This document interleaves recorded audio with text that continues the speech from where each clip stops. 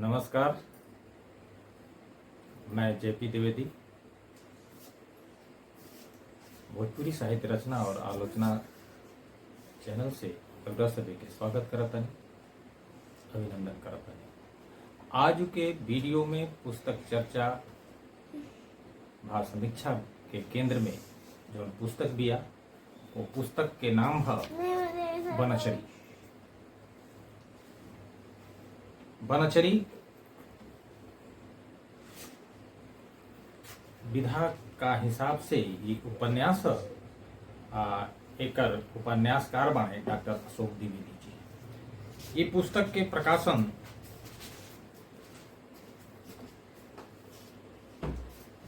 बिक्सी media publication नई दिल्ली से भइल बाटे।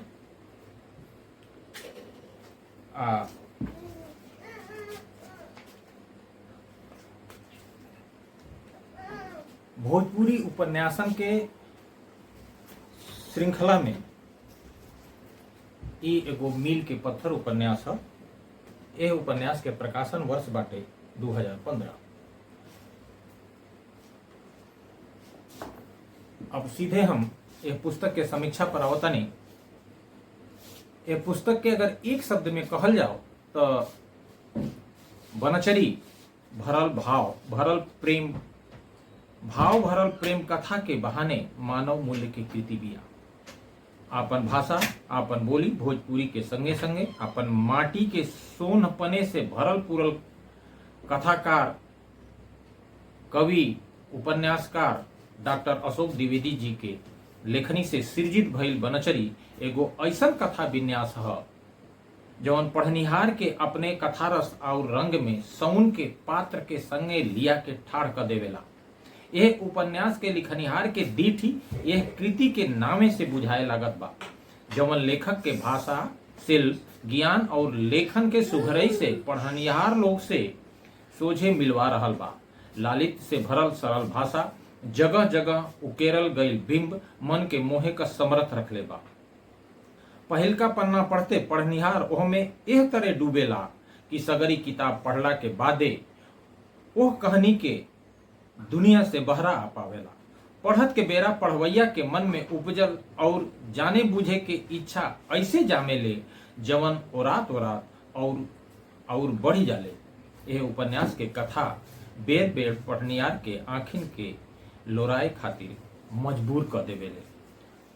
बनचरी उपन्यास महाभारत कथा के नकारल गईल मेहरारू हिडिमा के महाराज ब्रिकोदर भीम से निश्चल प्रेम से भरल पूरल समझबूझ कर्तव्य और लोक के मंगल करे वाली प्रेम के पवित्र कहानी है। महाभारत में हिडिमा के चरित्र के यह दिशाई देखलो नहीं खे गई, बाकी इहवा उपन्यासकार के दीठी नीमन तरे गईल बा।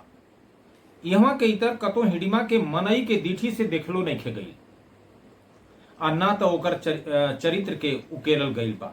बाकी डॉक्टर अशोक द्विवेदी अपना लेखनी से हिडिमा के चरित्र के यह दिशाई देखले बानी।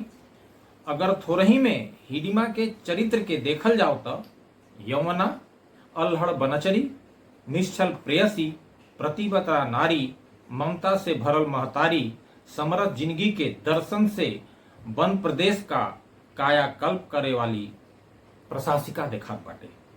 ऐसा कोनो रचना के कथानक गढ़ल बहुत कठिन होला। बाकी डॉक्टर अशोक द्विवेदी एगो मझल रचनाकार बानी।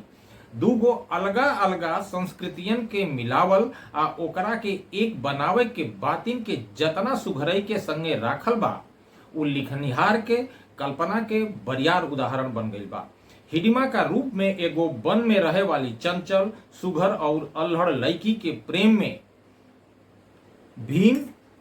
प्रेम के खातिर भीम देखी के अचके पढ़निहारों लोग का मन में ईर्खा जामे लागेला। हिडिमा और भीम के प्रेम के ऐसे परोसल गईल बा जौना के केहुओ के रोआ भरभरा जाता। हिडिमा के ऐसे प्रस्तुत कईल गईल बा कि जौना के पढ़ला के बाद केहुओ के मन में ओइसने लइकीला इच्छा जागे लागत बा। हिडिमा के जिंदगी लोग के कल्याण के कल्पना और ओकरा जमीन पर उतारे के इच्छा से भरल बाटे। हिडिमा एगो कामकाजी मेहरारू और प्रजा के पाले वाली लोकप्रिय रानी का रूप में प्रजा के आदर के पात्र बिया। जिंदगी के अलग अलग बेरा में जैसे सुघरई महतारी या कर्तव्य के समूच के एगो धागा में ऐसे गूंथल गईल बा जवन हिडिमा के अमरता दे जात बाटे। यह वो कारण बा जवना का चलते हिडिमा के इज्जत के लोक श्रद्धा के दृष्टि से देखे लागत बा। एकर जियत जागत उदाहरण हिमाचल के मनाली में हिडिमा मंदिर अजुओ बा। यह तरह से देखला पर तो यह लागता कि उपन्यासकार बनचरी और ओकरे समाज के जिंदगी के तुलना मानवीयता के संगे सभ्य समाज से करत देखात बाटे। दबल कुचल और पिछुआइल जातियन के खातिर पक्ष धरते सगरों सुना रहल बा। भीम का संगे हिडिमा के बियाह में से वन में आपसी सहयोग और अपनैत के जवन माहौल बनता उ तुलना से परे बा। भीम के अनेक गुणन के अलगा उपन्यासकार बनवासी हिडिमा से ई कहवैये लिहने कि हम कुछ हूं करी बाकी महाराज नियर ना हो सकी, बाकी मरते दम तक हम प्रयास जरूर करब। हिडिमा के संगे आचार्य चांडक, मंत्री उतंग, कुंदू, निर्मा आदि अनेक पात्रन से महाराज ब्रिकोदर के चरित्र के फैलाव मिलल बाटे। बनचरी में मेहरारू के धर्म आ महतारी के धर्म के नीमन संयोजन भइल बा। हिडिमा जब माई कुंती के अपने लइकन के अपना हाथ से खियावत देखत बिया तो कुछ वैसने करे के भाव ओकरा मन में उपरिया आवता। जब पहला बेर हिडिमा के एकांत मिलता आ भीम के खैका खियावे के अवसर भेटाता तो उ भीम से निहोरा करत कहत बिया, एक बेर हमरा हाथे खाली तबे हमहू खाई। यही बहाने से उपन्यासकार मेहरारू के भीतरी के महतारी के रूप के दर्शन करा रहल बाणे। घटोत्कच के खातिर हिडिमा माई, बाबू आ गुरु तीनों बा। एकरा के घटोत्कच नीमन से बूझ रहल बाणे। वन क्षेत्र पहाड़ियन के जेतार वर्णन से ऐसा लगाता कि उपन्यासकार अपना बौद्धिक ज्ञान, अनुभव आ कल्पना के त्रिवेणी बहवा के ओकरा के सुघर बना देले बाड़न जवन नगदे बुझा रहल बा। पढ़े जो किताबी के कसौटी पर बनचरी खर सोना लेखा बा। पहाड़ आ ओकर सुघरई के बहुत नीमन ढंग से उकेरल गईल बा जवन केहू के बांधे के समर्थ रखल बा। डॉक्टर अशोक द्विवेदी के लेखनी से उपेक्षित हिडिमा के चरित्र के निखारे आ ओके मजबूती देवे के संगे सधल संवाद, पात्रन के रेखाचित्र और घटनवन के एक दूसरा से नीमन से जोड़ल गईल बा। कौशल भाषा, सुघर शिल्प, जरूरत का हिसाब से कथा के विस्तार भइल बा जौन सराहे जोग बा।